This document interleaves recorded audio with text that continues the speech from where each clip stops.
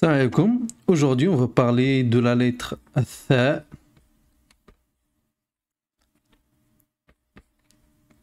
Tha.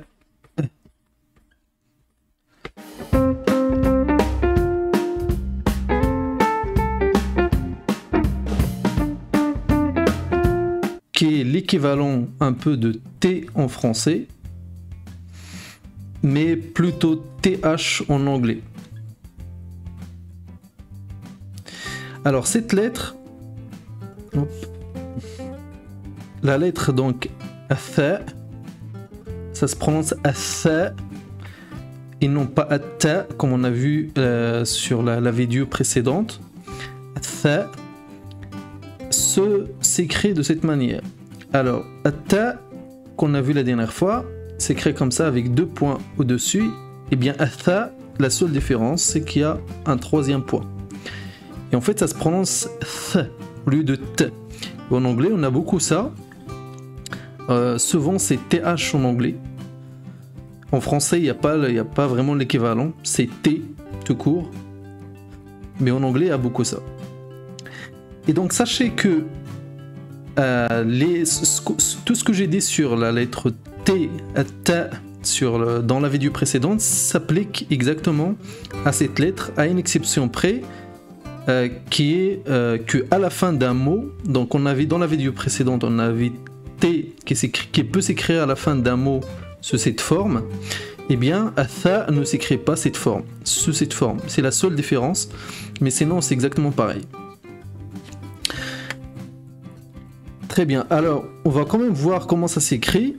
C'est pareil que Ta en vrai, mais peu importe, on va quand même le faire. Donc au début du mot, on va l'avoir comme ça, donc 3 points, et ensuite on a des mots, des lettres.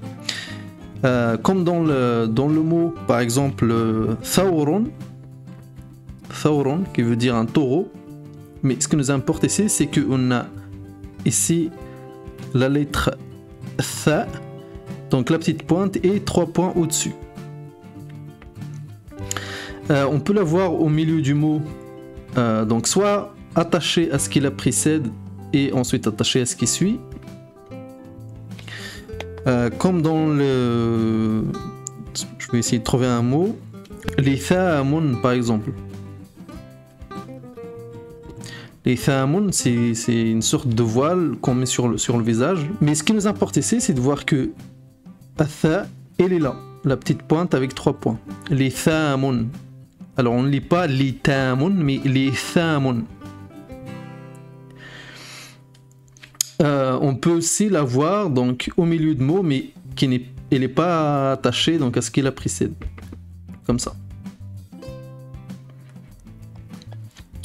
Je vais essayer de faire un peu d'espace. Hop. Donc on a des lettres, ensuite on a Tha et ensuite on a des lettres. Comme dans le mot Ithmun. Ithmun, qui veut dire un péché, tout simplement.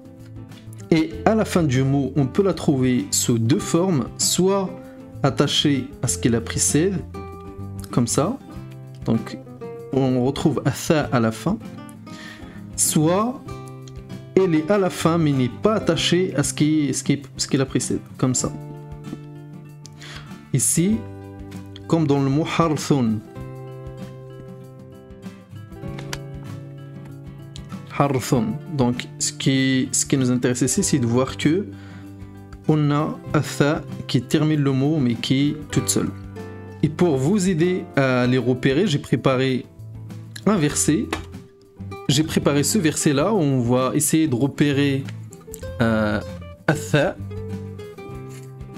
ثم أفيضوا من حيث أفاض الناس واستغفروا الله إن الله غفور رحيم. Donc si on regarde, on retrouve ici un Tha au début du mot, thumma, ici, et on a un deuxième ici, à la fin du mot. Min haythu, haythu. Le mot haythu, donc on entend le Tha à la fin, haythu, et ici au tout début, donc thumma. Voilà, j'espère que vous avez compris Tha. C'est à peu près pareil que, que la lettre ta qu'on a vu dans la vidéo précédente. Si vous avez des questions, posez-les dans les commentaires. N'hésitez pas à partager la vidéo, à la liker si vous l'avez aimé. Et plus vous êtes nombreux, plus je ferai d'autres vidéos pour vraiment vous accompagner jusqu'au bout. À très bientôt!